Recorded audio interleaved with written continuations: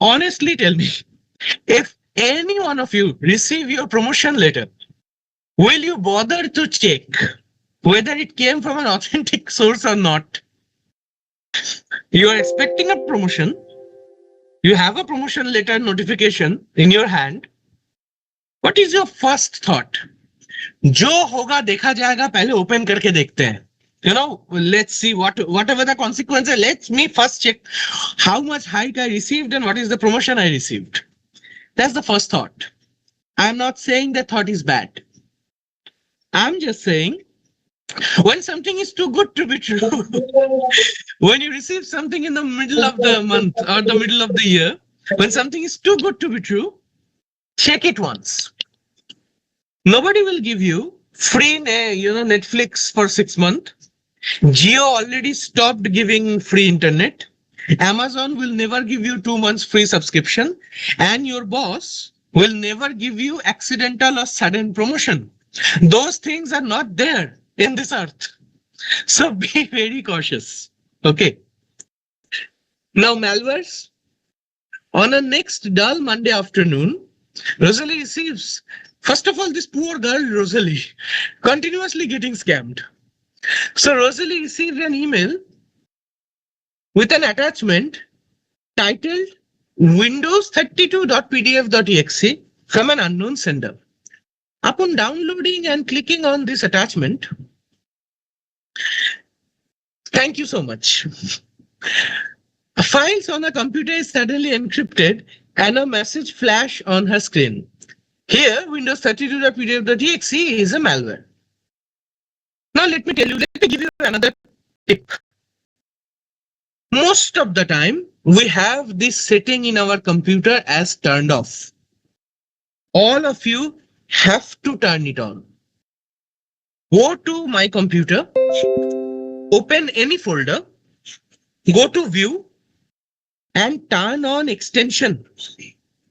If you do not turn on extension, then in your computer, you will be seeing Windows32.pdf. Extension is hidden. And whenever we see .pdf, our brain acts as it's a doc. Always turn on extension because attackers use this technique a lot. They have 2 extensions, and because they know most of us, they hide, they do not have that setting on, they can bypass us. Some of them even use PDF-like logos also so that, they can trick you. But always turn this option on. It's very, very helpful. Next, Momita.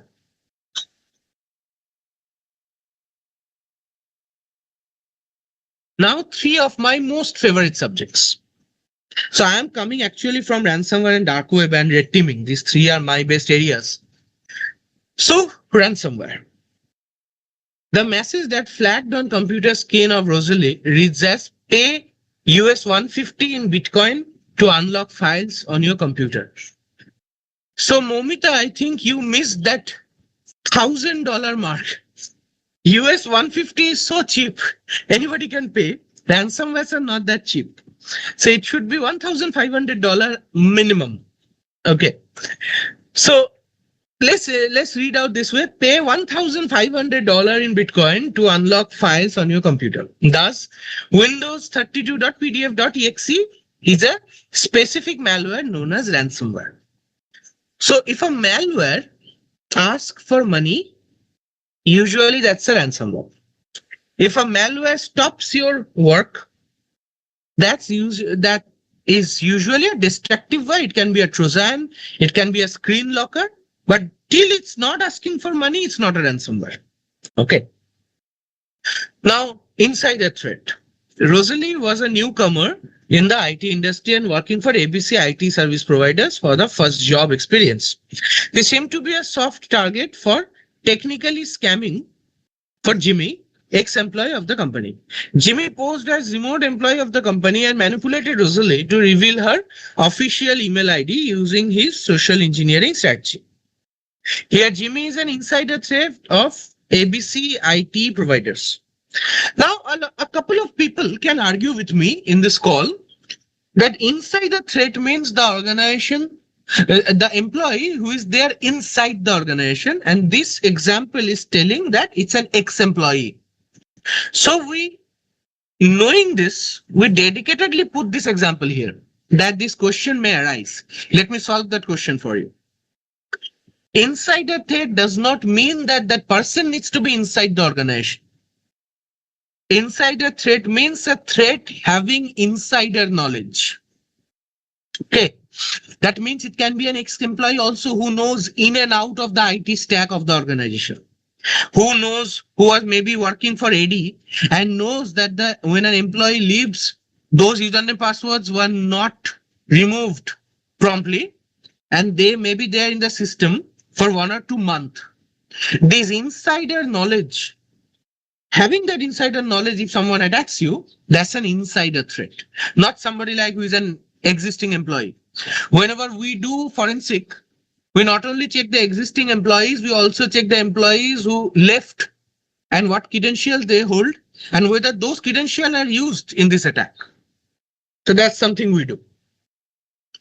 Advanced persistent threats, APTs. Jimmy exfiltrated servers of ABC IT providers stealthily and gathered terabytes of data and sold them in the dark web for months together. Here, Jimmy represents an APT for ABC IT provider. Why Jimmy is an advanced persistent threat? Because as you can see, he actually had poor Rosale multiple times. So that means if he is persistent and he is having advanced knowledge of attack as well as defense of that particular organization, most of the time APTs, we think they are Trojans, they are softwares. 90% cases, they are actual people, not softwares. So overall, these are the most deadliest threats in the IT industry right now. Momita? Now, growth in attack on remote work.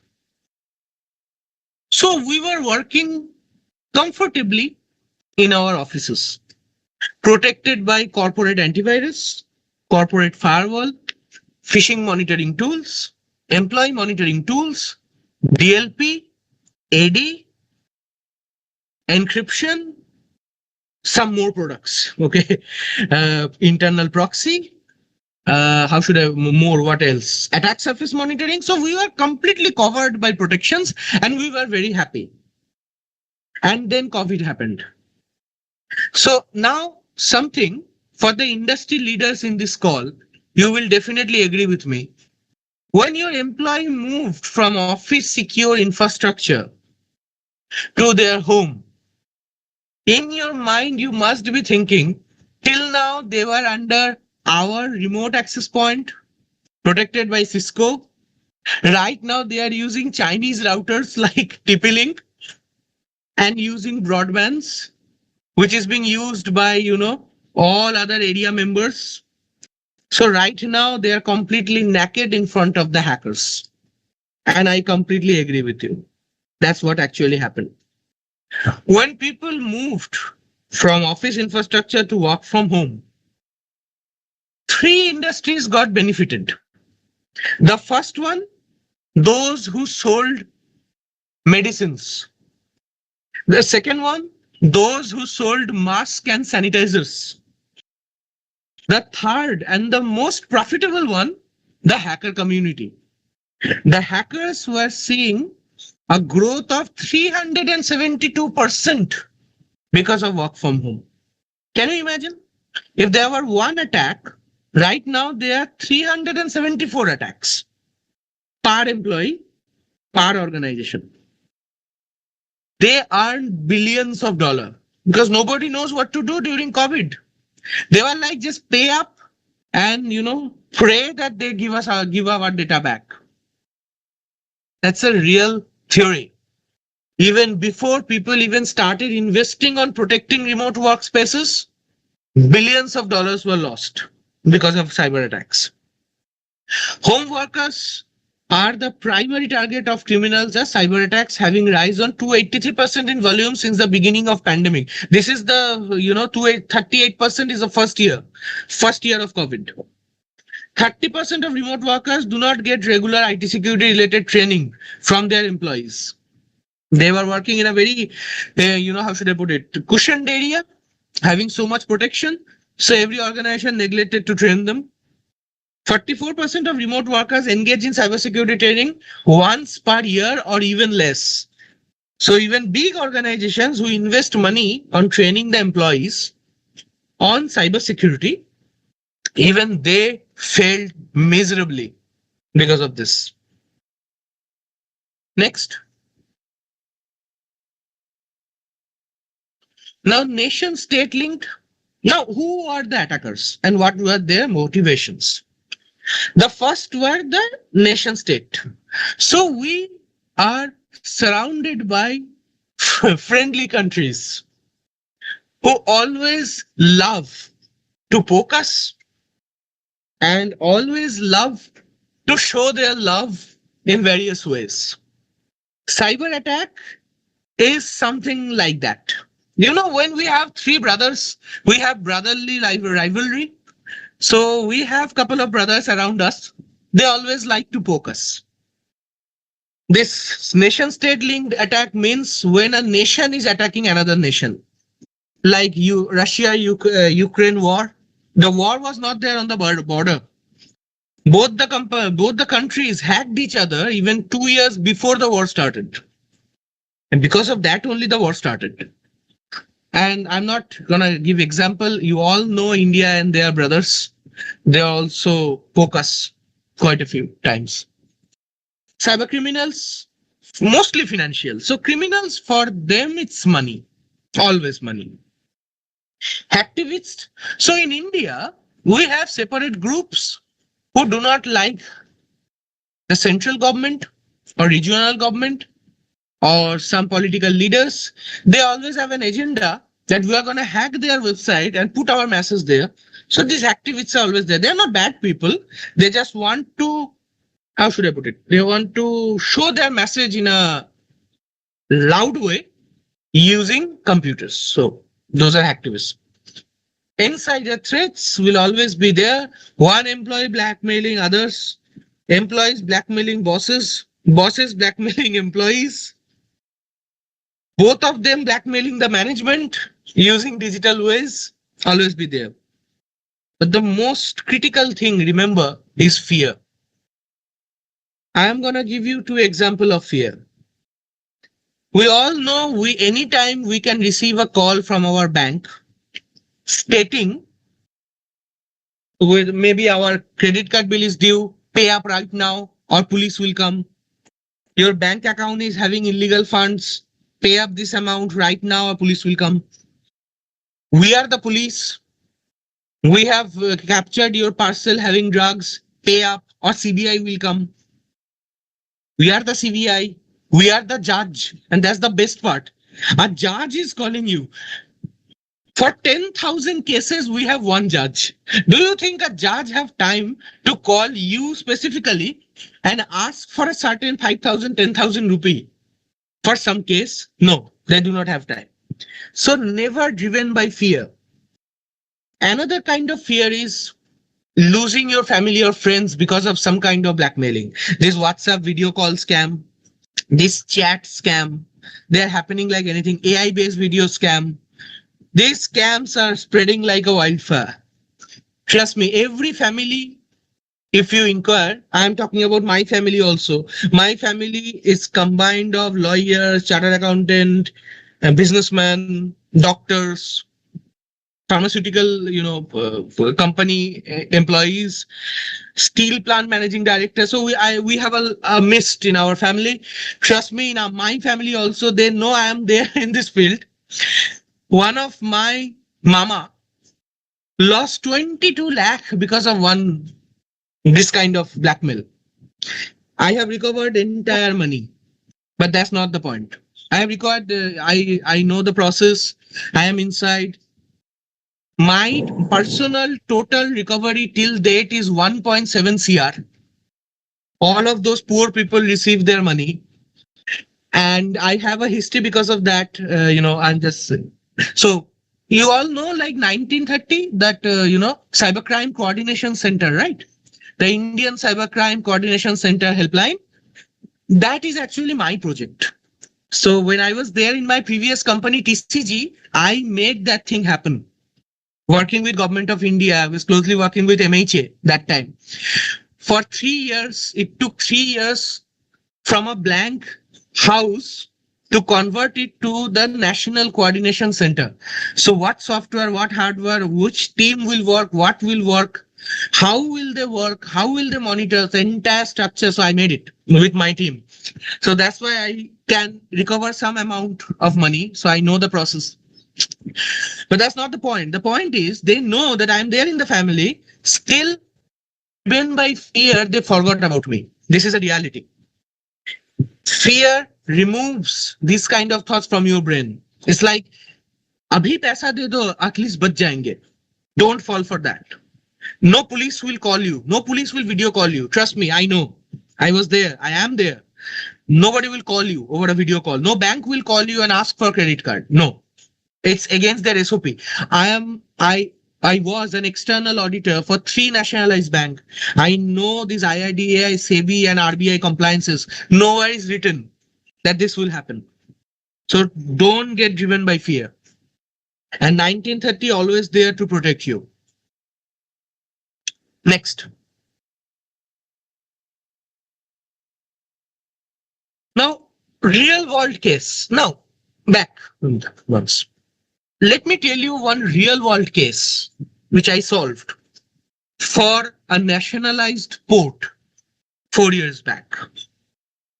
Now that port, I'm not going to name it because I am under strict NDA, but everybody read about it on newspaper. That port is one of the biggest port in India.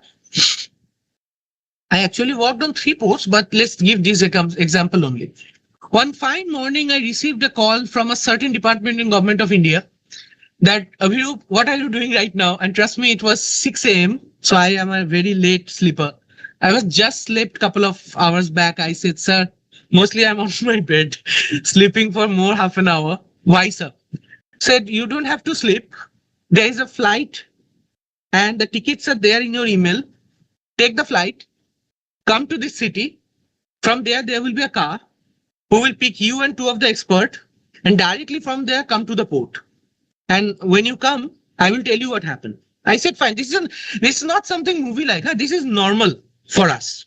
No, it's a very normal thing. Sir gave me 2 hours time. Usually it's like, this is your ticket right now, come. So for my home, airport is 1 hour. So I went there, I boarded the flight. There was a car, went to the port. And when I went there, I saw CBI, IB, NTRO, and NIA. All people are there. So I understand the gravity, like, okay. Then those people are doing their own teams. They have their own team. They're doing their own job, collecting logs or. I actually went to the person, that particular department head of that particular department. I asked him, sir, what happened? He said, 17 hours back, something happened. Entire port is on lockdown. They have 370 computers, 3 separate antivirus stack, 2 separate companies firewall, National Information Control, NIC, is their security vendor. Can you get it? The entire India is protecting that. All of them. Still, they are under a heavy attack. The entire port, even the conveyor belts are also encrypted. All showing for $5 billion as ransom. I said, fine, it's a normal day work for me. So what is your expectation? He said, you have to, first of all, you tell us how to turn the port on, how to open 274 servers. I said, what's the issue right now? Which is a service we cannot even open. Somebody changed all the passwords also, and the servers are controlled by Active Directory. They are also encrypted, means logged. First of all, they don't even know whether they're encrypted or not. They're logged. We cannot open. And this is something which is synced with Microsoft. They're all OEM machines. There is no backdoor. So nobody, like, competent people tried and they were failed. That's why, for a secondary, because normally you're a civilian, you're not supposed to be here, but we are asking you, can you open the servers? I said, yes, why not? So I went there in the server room, and trust me, all of those people taunted me. Like, we are not able to, and this is Microsoft logged, it's an OEM machine. You are not, how can you will connect a USB drive. We also did that. You will turn on the machine and try to boot from there. Then a Linux will load, and then you will try to bypass. It's not possible. It's Microsoft OEM OS, means it will continuously sync with Microsoft Cloud. You cannot just bypass it because BitLocker is also there. So you cannot bypass it. I heard all of that. So so those people who work with me, like Momita and BSCIC team who work with me, know that I have two problems. First of all, I cannot say I accept no as an answer. The second thing is that I'm a very impatient guy. I get angry very quickly. So I told them that, see, sir, all these things were there, but still you got hacked, right? That's a reality, right? They said yes. Alan, then you are continuously thinking like a security expert. Let me think like an attacker and try to hack this system and turn it on. And they all of gather around. I picked up one USB and they were all laughing. Ye bacha wahi karega. I didn't say anything. I connected my USB and the system opened. And they were like, what? I said, yes. So this is one of my malware which works on kernel level. So I can open any machine, any Linux or Windows machine with just a pen drive. And this is already provisionally patented. So you cannot steal my technology, sir, because couple of them were planning. I can hear it. Ye pen drive ka ek copy lena padega. I say, you cannot steal the technology, sir.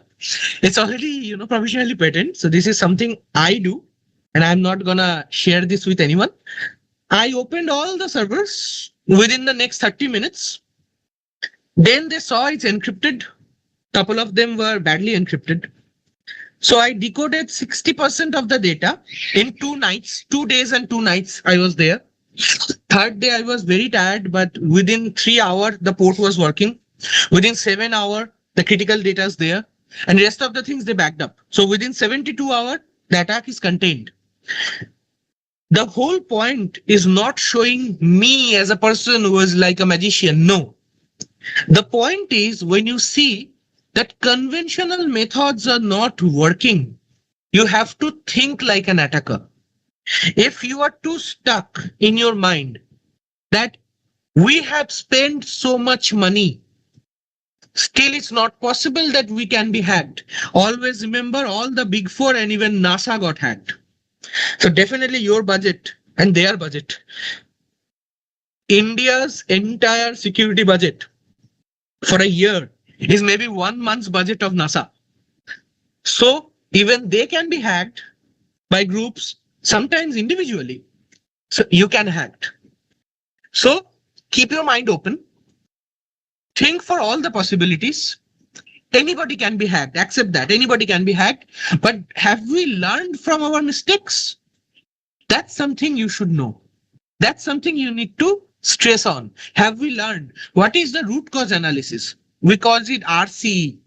What is the root cause analysis of this? What is an RCA? And what is the root cause investigation? RCI. So these parts needs to be there. And now because of SEBI and certain guidelines as well as RBI guidelines, mostly CERT guidelines, it's mandatory to do a root cause analysis. So next slide, please. Now assessing vulnerabilities. How to assess the vulnerability of a particular organization? I will answer your question, sir. At the end, I will answer all the questions. Now, common weaknesses in an organization. Legacy system, lack of security updates, incompatibility with the modern security tools. We all face this.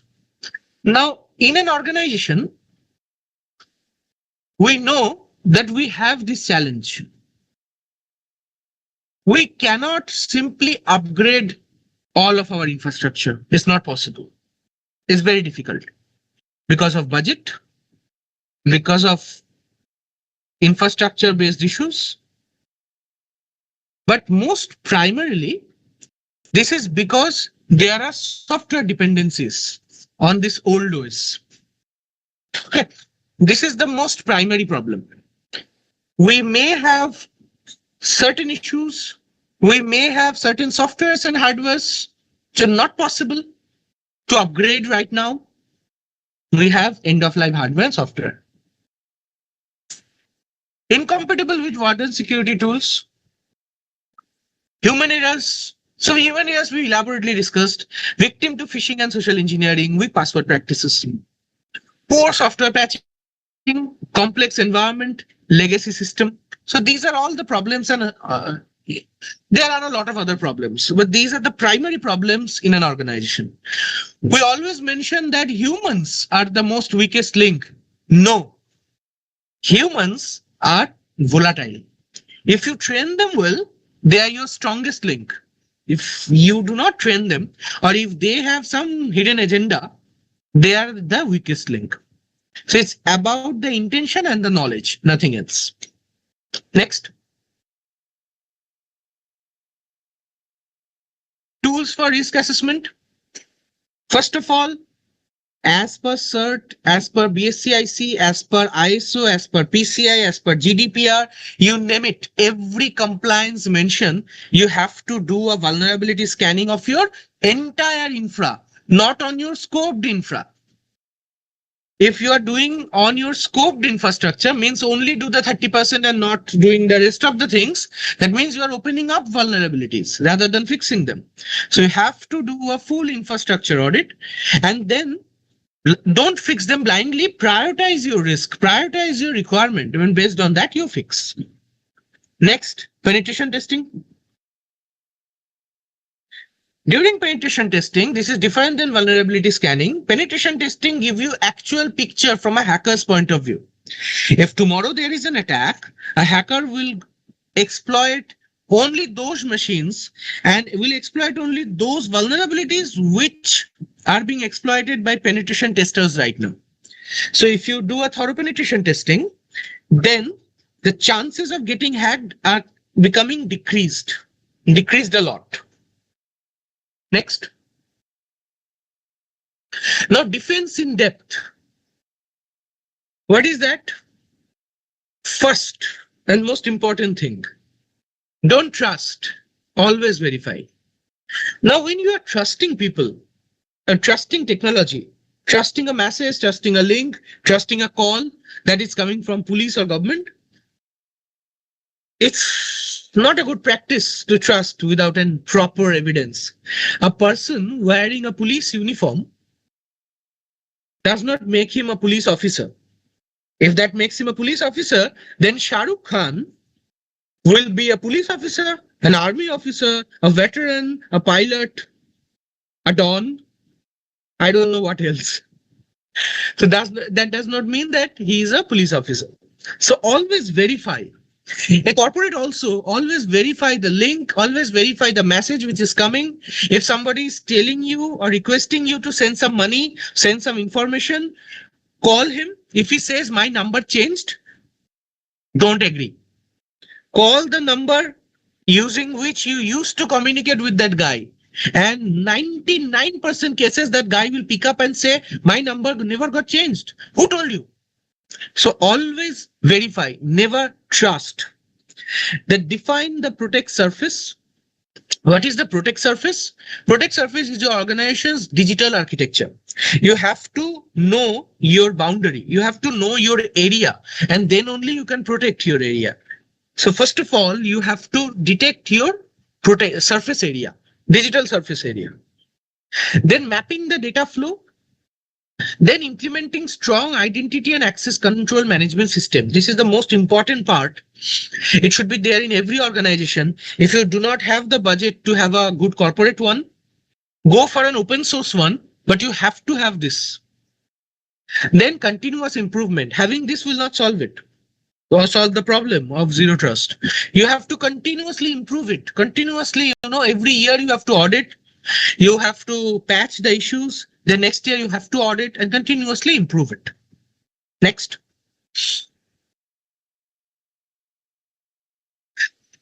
Network, protect the system and the data in transit and prevent unauthorized access inside the network. The best practice is to have a VPN or access control based, system like Active Directory or IAM. Then comes the endpoint. So secure devices like laptop, server, they have to be patched. They have to be properly audited. They have to be monitored for any and all kind of intrusions. Then comes the identity protection. Ensure only the right people have access to the right resources. Admins should only have admin rights. Everybody should not have admin rights. Having admin right is a privilege. You have to earn it. So always give this to the people who earned it by their knowledge, by their dedication, or by the responsibilities they are holding. Not always your boss requires admin rights. Next. Now, it's a very important point. The incident response plan essential. Now, every organization needs an incident response plan. So why we need it, first of all? To detect, for the detection. So ability to identify a potential security incident quickly and accurately. That's the most important. Rosalie logged into an official email account during weekend at odd hour. So this is a detection. So all of you must have heard or even used SIEM with UEBA. User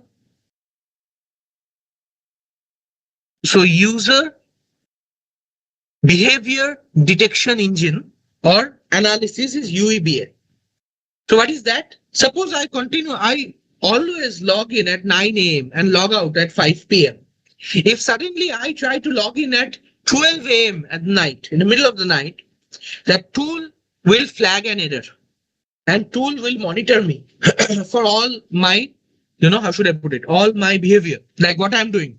So maybe I am trying to exfiltrate a large amount of file. Promptly there will be a large alert and the machine will be isolated from the network. I cannot do that.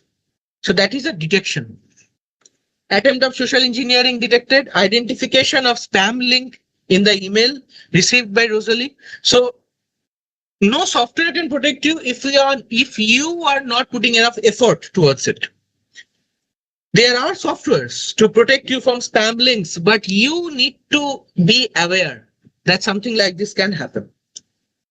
Identification of Windows 32 PDF exe as malware. So these tools are there in your organization, but I am continuously checking the human part. You have to be aware. Next. Let's understand containment logic. Limiting spread of and damage of incident isolation. Rosalie's computer infected with this. Ransomware attempt of ransomware attack detected. So let me tell you in a simpler manner what's happening. Containment means nobody right now actually cares that if 1 or 2 or even 100 machines are infected, they have backup. What we need to do is to contain the situation within 0.5% of the entire organization's digital asset. Not even 1%. If there is a 10,000 employees or even 1,000 employee, we cannot let 100 employees be infected. No, 0.5. Till 0.5, we can accept. That is containment. Next. Though achieving this is very, very difficult. So the industry standards is up to 5%, but 0.5 is the best practice. You should try to achieve it. Communication. Only containing will not solve it. Because imagine this scenario. The system identified there is a malware in my machine. And the system contained me. I never understood what happened. Or maybe I know what happened, but I don't want to be, how should I put it in a good word? I want to be in a good book of IT or my manager. I don't want to disclose that I became a victim of phishing attack. So what I'm going to do, I'm going to play the innocent card I will go to IT and tell them my system suddenly got locked. Please unlock it. If that IT person who is unlocking it also like me, that he does not want any kind of trouble, he will unlock my machine, and then the entire organization is infected. What should be there? A communication should be there. Right now, in your organization, suppose I maintain it in all my organizations, wherever I go as an employee or as a consultant. Normally, if somebody come and tell me in my team that I accidentally clicked on a phishing link, 90% chance that people will scroll them. So you don't have any knowledge. You are working in a cybersecurity field. How can you do that? For me, I always reward them. That is it. Lovely. How was the experience? What you learned? If you can write me a good document, I will publish the document in the organization's newsletter with your name, and I will also recommend you or give you points towards your appraisal. This practice, this practice makes me a kind of, how should I put it? A friendly person who encourages people to come out and tell the issues. And then my boss, I go with the data and I project it to my boss that your awareness was 2% when I joined. Right now is 20% because of this approach. And next year it will be over 50% because of this approach only. Everybody will be hacked at least once. Our job is not to be hacked the next time using the same mistake. That's something we can ensure, and that is my target. Next. The most important part, recovery, and the most easy part also. We can recover the data using backup. If we do not have the backup, we need to have that knowledge. We need to, propose for a backup solution. The data may lost at any point of time, but we will learn valuable lessons. And something once lost, there is no point for crying for it. Once lost is lost. There are other ways to retrieve that data. This is not the platform to discuss that. It's more of a technical part. But yes, there are ways. In my career, I have seen that 50 to 60% of the data can be retrieved if you know what you are doing in a proper manner. But if it's lost, it's lost. You need to learn from it. So that is recovery. Next. With that notion, I want to give this mic to Momita. She will be discussing quite a few interesting pointers, and and we will definitely learn a lot from her. Thank you. Hello, everyone. Good afternoon. So let's continue further.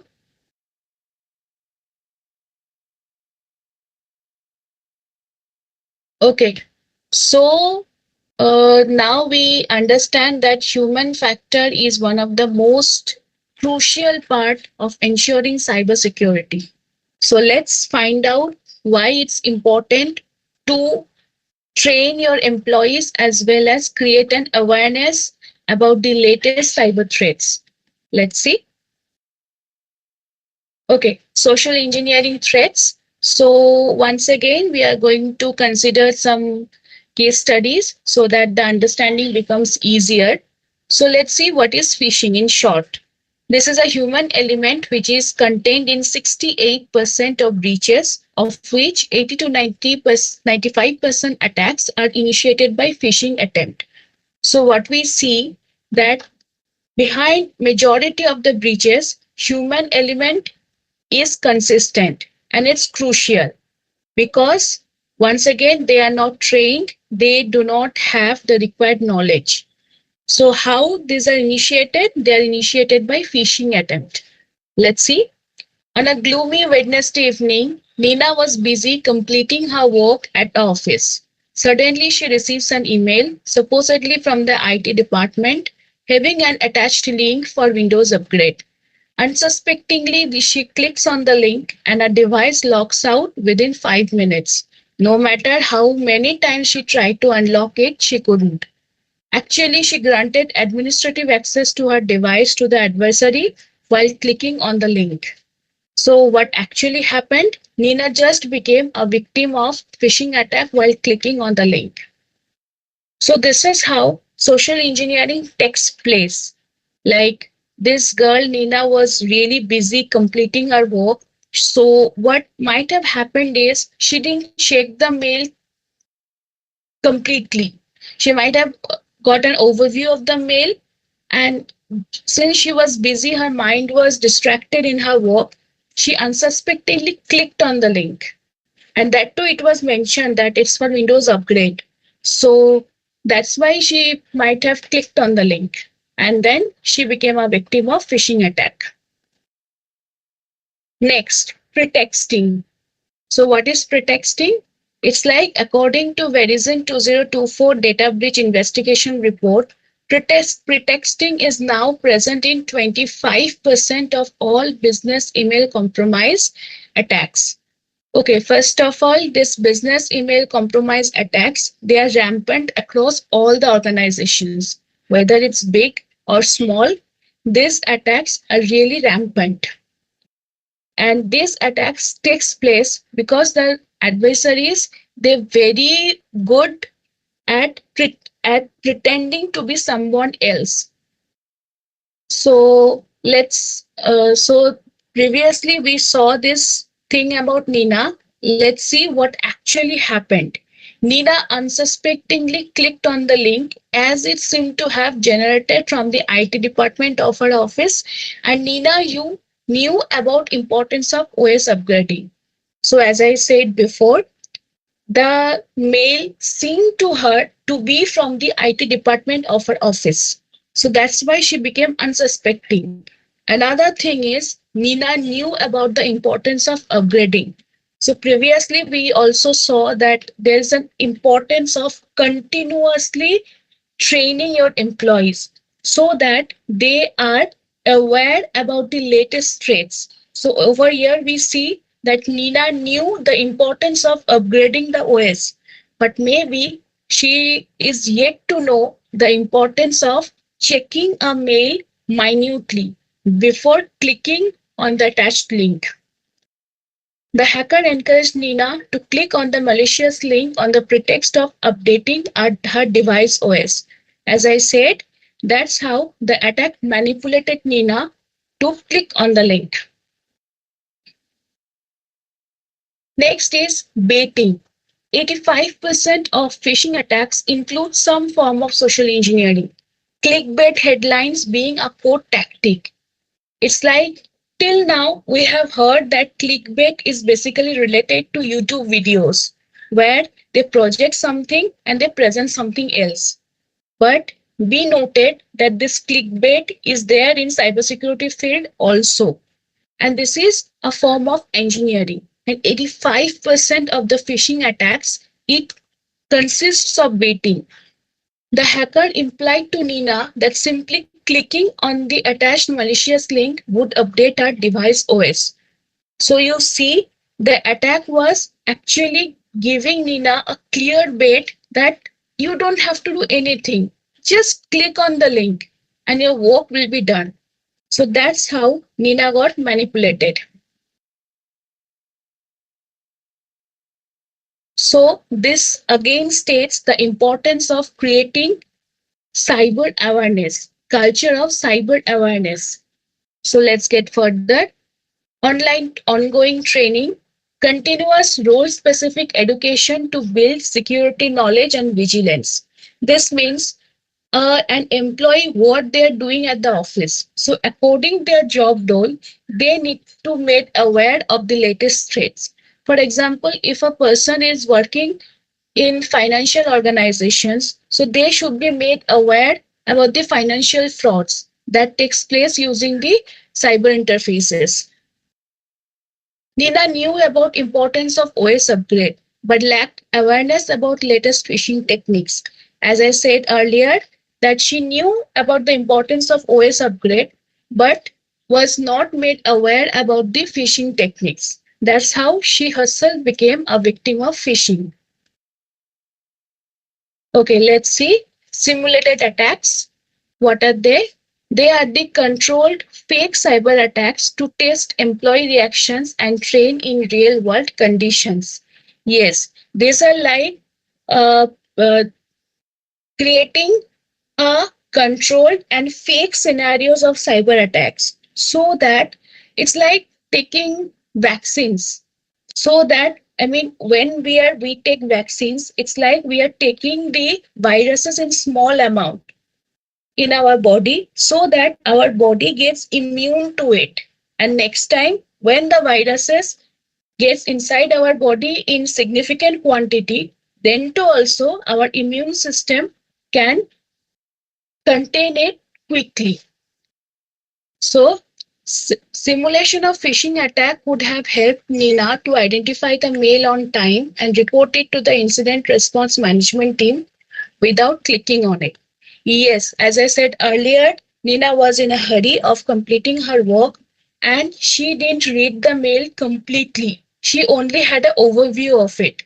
But imagine the situation if Nina was made to a simulation of phishing simulation attack when where she sees fake emails about phishing so that her mind gets her mind gets to see how a email or a phishing mail looks like. So next time she receives the mail, she can easily identify it and then report it to the incident response management team instead of clicking on it and being a victim of the fraud. Okay, we have a small interaction over here. So I'll be clicking on this link and this will be a phishing email quiz. So you need to identify whether it's a phishing email or whether it's a genuine situation. Okay, you can post your answers in the comment box.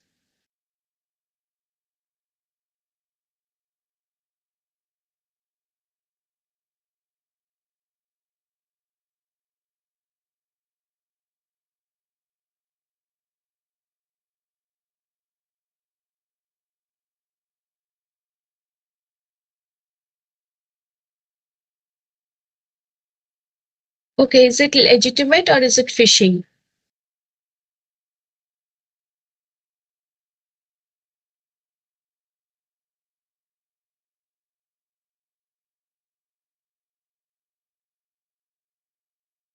Okay, this email originated from papalalert.com. So let's see. This seems to be legitimate. No, spoof domain. That means the PayPal alert doesn't exist. Here are the notes from the strategic leadership meeting. Please do not forward. This seems to be legitimate. And yes, it is legitimate.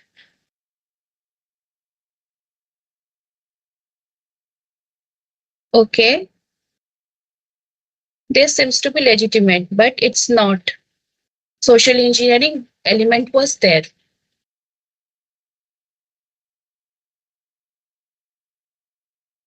Yes. So this seems to be legitimate. This is phishing. See? Impersonate Microsoft.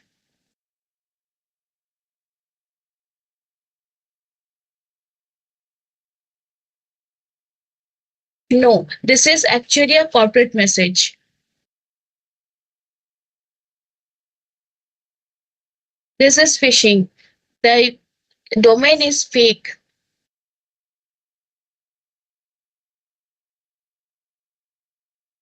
This is legitimate. Okay.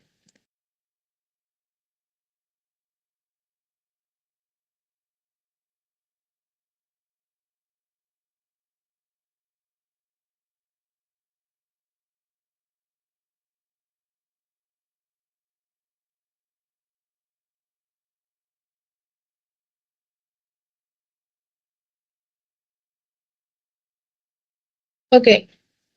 As we seeing today that technology is improving.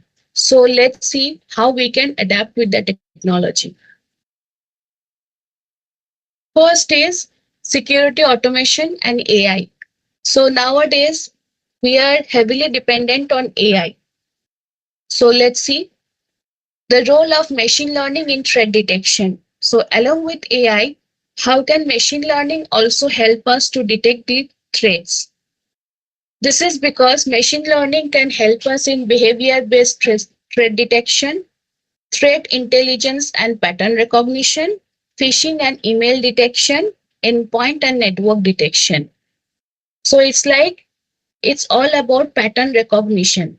So pattern recognition can be used for phishing and email threat detection. It's like we can actually train a machine with different phishing and threat patterns so that whenever it sees similar real phishing mails, it can quickly detect it.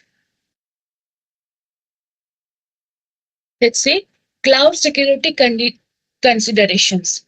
Yes, apart from AI, today's organizations are heavily dependent on cloud security because in that it's easy to manage your data in terms of retrieving it as and when required. So, how it is done? This is a shared responsibility.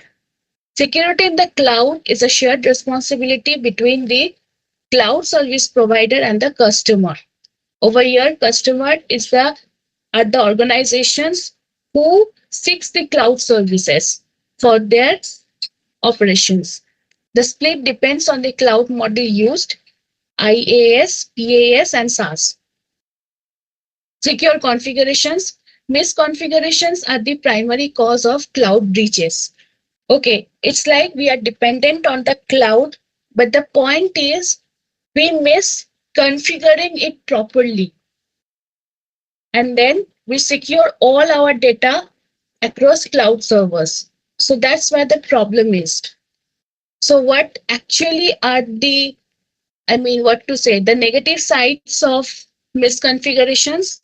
It causes publicly exposed storage buckets such as S3 and blob storage and overly permissive IAM roles. It's like without considering a person's contribution or their job role to the organization, if that person is given over permissive roles, then it becomes a threat to the organizations in terms of cloud security. So we can also see some emerging tools that can help us to, to the organizations to secure their data. One is EDR, a cybersecurity technology designed to continuously monitor and protect endpoints such as computers, mobile devices, and servers against cyber threats like ransomware and malware. So let's see if this EDR was there at the Nina's organization, what could have happened? Presence of EDR could have detected the possible phishing attack on the endpoint device of Nina, which was a laptop, and repel the attack effort of adversary. So now we realize the importance of EDR, that if it was there, it could have detected the possible phishing attack and protected Nina from being manipulated. Next is SIEM. This is also a cybersecurity solution that helps organizations detect, analyze, and respond to security threats by collecting and correlating data from various sources. Yes, that's why SIM has become so popular for the organizations because it holds the capability of collecting data from different sources and correlating them and using them for real time threat prevention.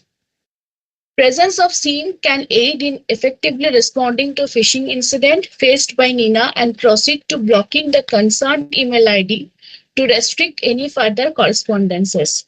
So this also feels like a SIEM can, to some extent, maybe very little, but yes, it can prevent the influence of advanced persistent threats. It's like the email ID from which Nina received the this malicious mail. Many of her Co-workers can also receive such mails from that mail ID on their official emails. But then, using the same, if that mail ID is blocked, then no mail from that email ID can penetrate the organization's mails. So that will be a security for all for the overall organization. Next is XDR. This is also an advanced cybersecurity solution that enhances threat detection and response by integrating data from multiple security layers such as endpoints, networks, email, and cloud environments into a unified platform.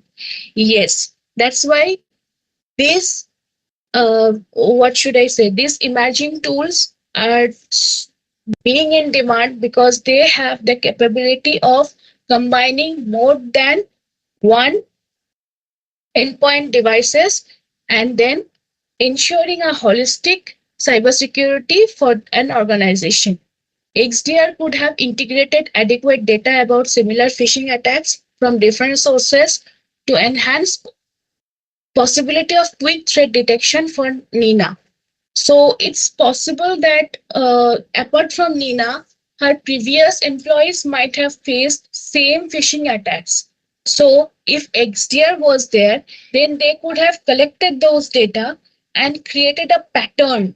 Like these are the, I mean, like if the mail has certain words like access, hurry, which actually triggers the fear in human mind. If such words are there in a mail, then that's a pattern. So what XDR does is they actually consider these factors and they help in quick and timely threat detection.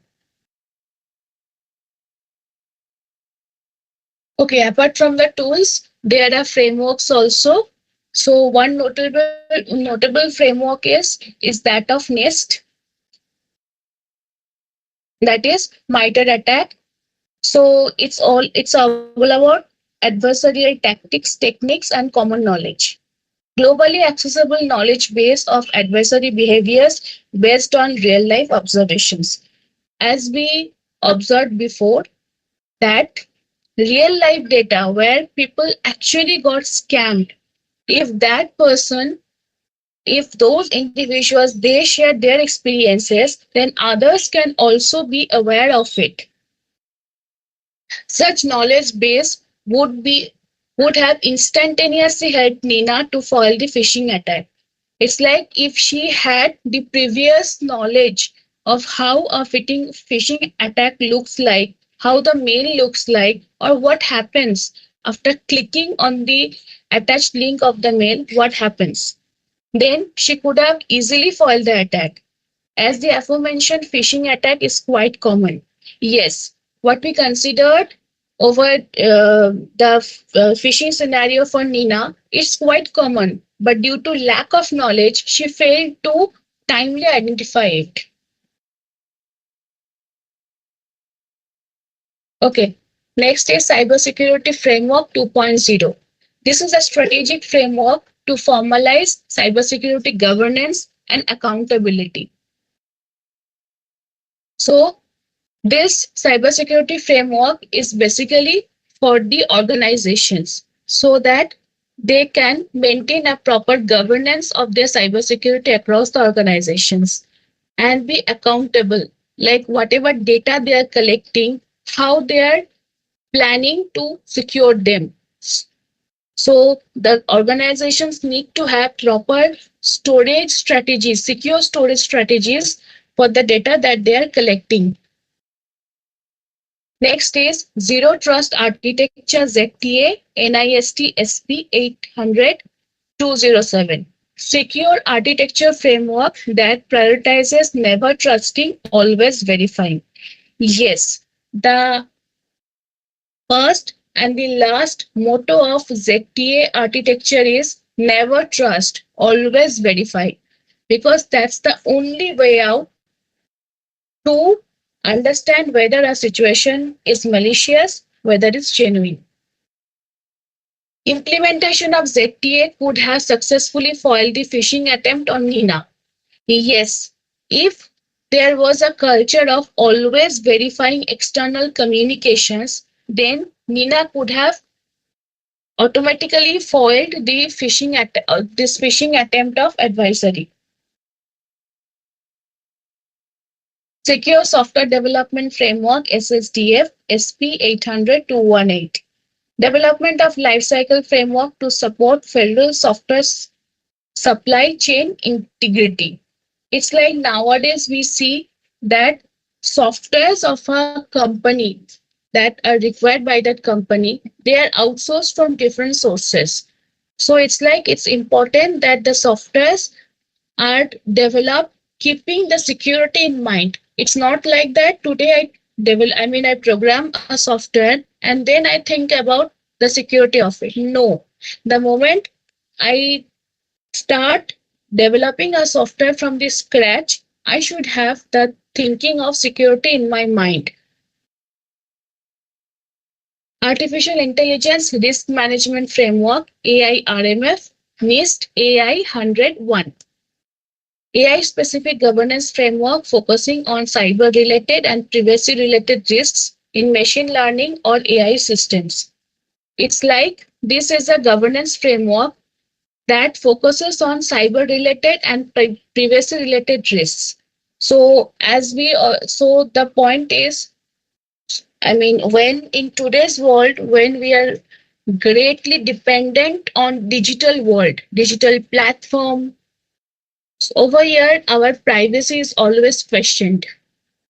We cannot avail a service without giving our sensitive data like personal information, PII, our name, where we stay, our phone numbers. We will not able to get services without giving such sensitive details. So whenever we are sharing such details on the internet, there is always a risk related to it. That's why it's important for the organizations collecting our data to manage them safely, to secure them properly.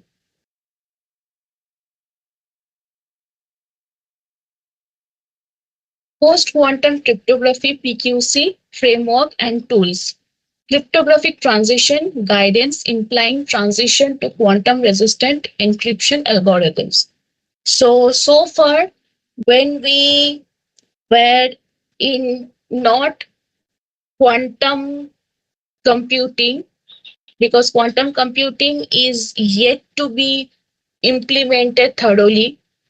So before quantum computing, we only know that computer understands only two things, 0 and 1, and nothing more.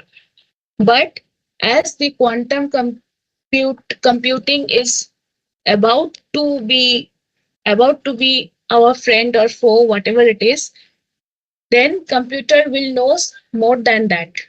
So you can actually understand that the level of quantum computing. So in the same line of context, quantum cryptography will also be, it needs to be that much efficient to protect the data. Cybersecurity and privacy reference tool. This is an interactive tool that maps controls across NIST publications and standards.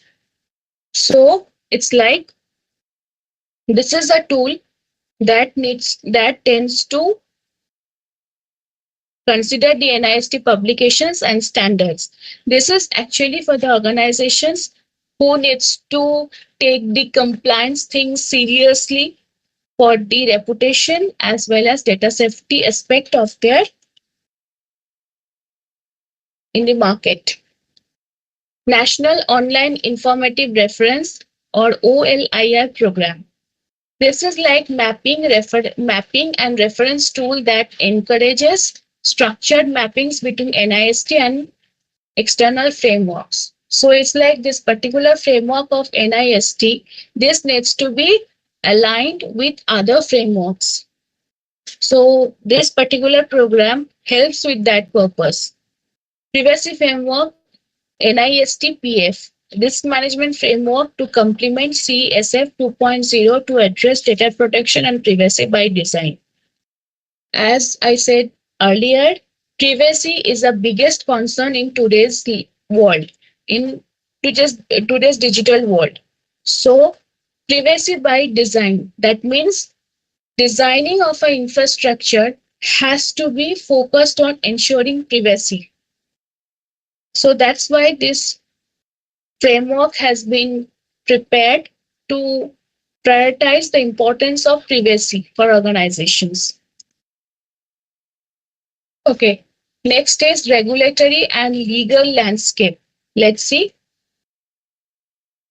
key regulations. So as I was telling beforehand that NIST framework has to be aligned with other regulatory frameworks. So now we will see some of these frameworks. One is GDPR. This is well known in European countries and it stands for General Data Protection Regulation. So from the name itself, you can understand that this focuses on general data. That means it focuses on the data of us civilians or any individual from the civilian perspective. So what this regulation actually objects to protecting personal data. Yes, this regulation, the objective of this regulation is primarily is to protect personal data. And as I said earlier, first we have to share our personal data nowadays to seek services as well as to buy things for various purposes. So, for such purposes, when a individual is sharing their data, the concerned organization or the concerned company is supposed to protect that personal data. Give control to individuals.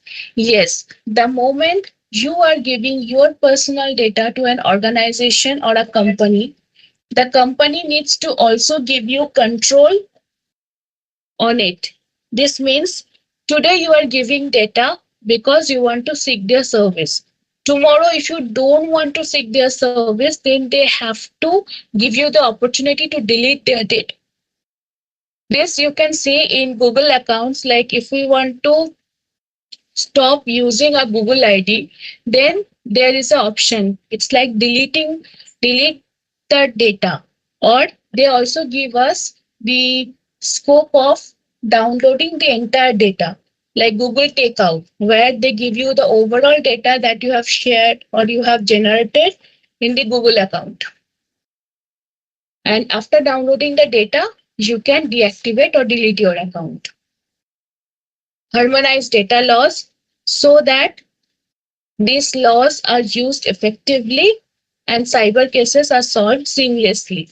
Ensure accountability. Yes, accountability means the organizations that they are collecting our data, they should be accountable for whatever happens to our data. If a breach happens on their part, then they needs to be accountable for that. They need to accept that yes, there has been an error on their part. It can be a inadvertent error, but then they should be taking the accountability of it and ensure that they will be improving their system. Okay, next regulation is Health Insurance Portability and Accountability Act. In short, it's HIPAA. So, as the name suggests, the for GDPR it was general, like it's for everyone. But in case of HIPAA, it's exclusively for the individuals associated with the healthcare industry. So let's see specifically what it does. So its primary objective is encryption of patient PII. PII is personally identifiable information. It's like the combination of our name, our phone number, and our address. These three informations in combined format identifies an individual. My name is not patented. So there can be 10 other people with the same name and probably 5 of them having the same surname that I have. It can be. But when I mention my name as well as my phone number and my address, This actually makes our identity that is unique and only I have that identity.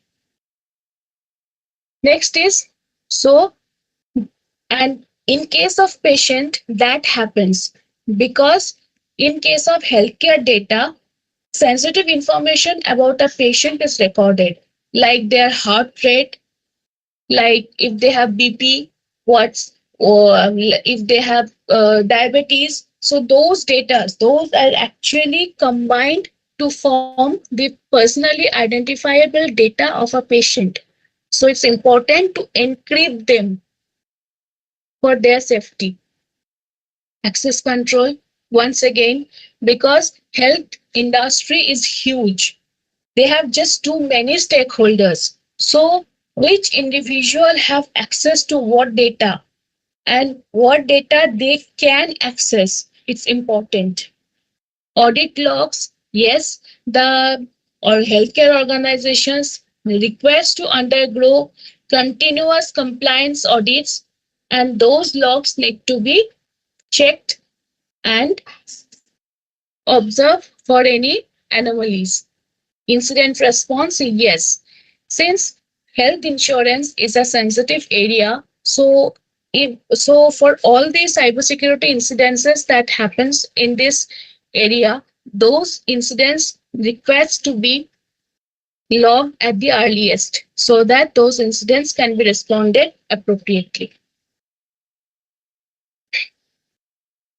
Next is California Consumer Privacy Act. Okay, this again indicates that this is specifically for the individuals of California. So the consumers who resides at California, this law applies to them. But the point is, why we are considering this? Because it's like even if we are if we are accessing internet from our home, we can have like the data center of that particular internet platform. Maybe it's located in another continent. So the continent where the data center is located, so whatever data laws they have in that particular country of the continent, that is applicable on it. So that's why it's better to be aware of all the regulations about data that are available till today.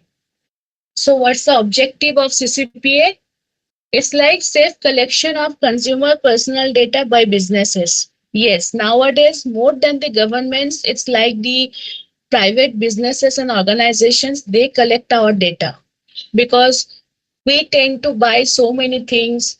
We tend to seek services of so many organizations to make our life simple and then pay in form of our data.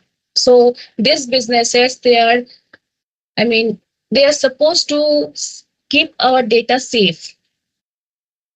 Intended purpose of businesses collecting personal data of consumers. Yes, businesses need to collect our data as per our requirement. This reminds me of a real life incident that happened with my cousin. So one day he went for a dentist appointment, and after coming out of it, he was handed with a handout where he needed to enter his other details. I mean, come on. He just went for a dentist appointment. And what a dentist is supposed to do with the other details of the patient? Nobody knows. Even he questioned that I have just come for a dentist appointment. Why do I have to give my other details? So they said, sir, this is just a formality. And God knows what kind of formality it is. Tendency of businesses to share personal data of consumers with other entities. Okay, this is a very, gray area because nowadays businesses tend to be interconnected with many other businesses. For example, Amazon, they are the they are the e-commerce, but they share a very close association with the logistics business. But see, e-commerce and logistics, They are two completely different businesses, but they are heavily dependent on each other. So it's like Amazon collects our data like name, phone number, and addresses and shares them with the logistics partners so that we can have our products delivered at our place easily. But over here, Amazon takes our credit card details also when we make the payment. Or for that matter, not only credit card, whatever payment method we are using, Amazon is collecting that data also. But they are not supposed to share those data with their logistics partners. So this is how the businesses should be. Now what they are, that only God knows. Next is Network and Information Security, NIS 2 directive. So this focuses on network and information security. Let's see what it does. Harmonize cybersecurity requirements across the EU.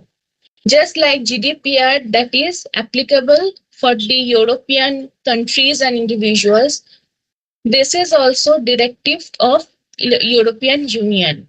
Improve cooperation between EU member states. As we know that EU consists of multiple member states, so it's like from the business purpose, they need to maintain a close cooperation. So this particular regulation attempts to improve that particular cooperation. Promote risk management and incident response. Okay, fine. It's like an incident happened and the particular company faced a huge financial loss. It happened.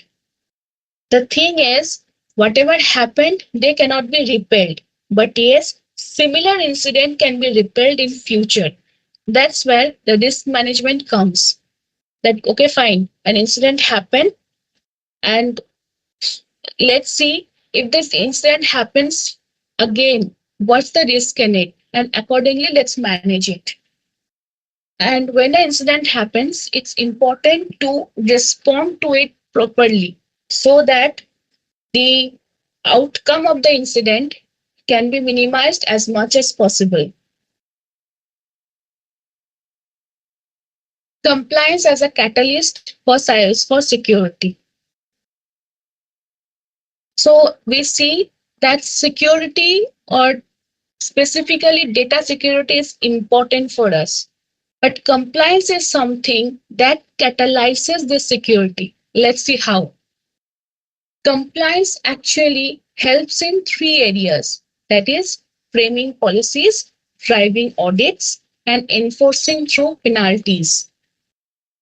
Let's get into details. Framing policies. It means building a security first culture. Yes, a culture that primarily focuses on data security of individuals. Next is driving audits. It's like whatever is there on paper, let's put it to practice. As for an example, when we see previous examples of what could have happened if the EDR, SIEM, and XDR was there, then Nina would have repelled the phishing attack.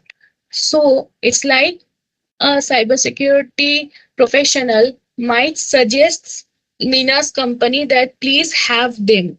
These these are the elements. If you install them in your organization, then the data or the employees can be secured from getting manipulated.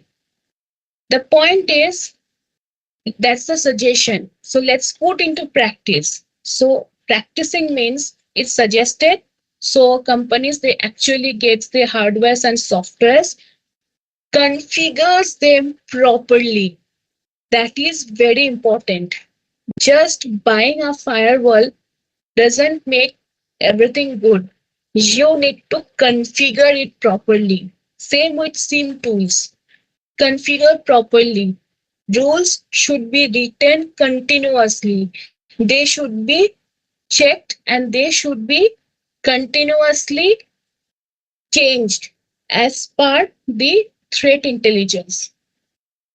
Enforcing through penalties. Until and unless a company faces a penalty, they seldom take cybersecurity seriously. We see the best example of this being the Meta. Once they got, they needed to pay a huge amount of fine and a public apology from Mark Zuckerberg himself. Then only they took this privacy thing very seriously, not before that. So penalties can be, these penalties tend to be crucial for the businesses until and unless they pay the penalty, they won't take cybersecurity or rather the data security of its customers seriously. So it's important that penalties are enforced properly. What it actually does is turning compliance into business priority. So once a business pays a huge amount of penalty, it will understand the importance of compliance. Then they will feel like instead of paying a penalty, let's pay the cost of compliance. Okay, final strategies and best practices. So whatever we discussed, what's the final outcome of it? Let's see. Okay, cyber hygiene checklist. This is exclusively for the employees and the individuals. Always use a password manager to store and generate secure passwords. It's like nowadays we just have too many accounts, like one for shopping, one for ordering food, one for ordering groceries, one for ordering medicines. And what we tend to do as a human being is we keep the password for all these accounts same. And what we do not understand is by somehow, if an advisory gets hold of this password, then all our accounts is compromised. We don't understand that. And that's quite natural because if I have 5 accounts for 5 different reasons, then it can be impossible for me to remember those 5 passwords. So automatically we'll think that let's just keep one password and my work will be simpler. But what it actually happens is my work gets simpler, but my security is compromised. So it's better to use a password manager. A password manager is a software tool that helps us to store the passwords and generate secure passwords. Since, as the name suggests, password manager. So it's like these tools, they will generate the password and they will help you to enter the password securely. So you don't have to face the hassle of remembering the passwords. Next is encrypt sensitive files or drives. Yes, this is once again important. You see, if we order for, not order, let's say if we download our electronic Aadhaar card, then it tends to be encrypted with a password. Why? Because our Aadhaar card is a sensitive data. So that's why it comes in a password protected manner. So similarly, we can also use password protection for the similar crucial documents, sensitive folders, or sensitive informations. Use reputable software, security software. It actually elaborates into use licensed antiviruses. Gone are the days when the trial version of the antiviruses used to be more than enough. That time is gone. Nowadays, always ensure to use licensed version of the softwares. Monitor identity and credit if personal data has been exposed. So it's like monitor identity and credit.